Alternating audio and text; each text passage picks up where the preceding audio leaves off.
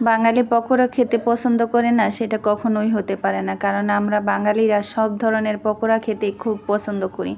পকোড়া বানানোর পরে যখন আমরা মুখে নিয়ে কামড়টা দেই তখন যে একটা মুসমুসে ভাবটা হয়ে আসে, সেটাই তো আমাদের অনেক বেশি আনন্দ দেয়। আর ওই কারণেই আমরা গরম গরম পকোড়া খেতে খুবই পছন্দ করি, সেটা হোক ভাতের সাথে আর হোক বা সন্ধ্যা নাস্তায় বা এক কাপ চায়ের সাথে।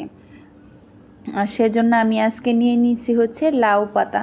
লাউ পাতা কুচি কুচি করে কেটে তাতে পেঁয়াজ, রসুন, কাঁচামরিচ, একটু আদা বাটা, জিরা বাটা দিয়ে তারপর হচ্ছে চালের গুঁড়া দিয়ে তারপর ভালো করে মাখিয়ে লবণ হলুদ দিয়ে এরপর বড়া বা পকোড়াটা হচ্ছে কড়াইয়ের মধ্যে দিয়ে দিছি।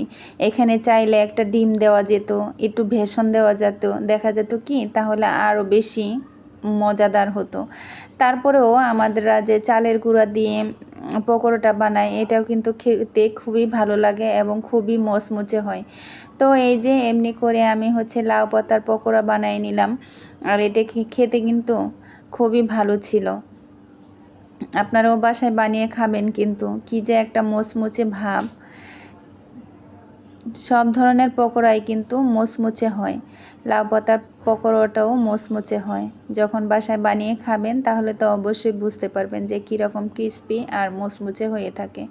তো এই যে একটু বেশ কয়েকবার উল্টে পাল্টে ভেজে যখন লাল লাল একটা ভাব চলে আসছে তখন সবগুলো পকোড়া নামিয়ে নিয়েছি। তার মানে আমার রান্নাটা রেডি। দেখেন কত সুন্দর আর মচমচে হয়েছে।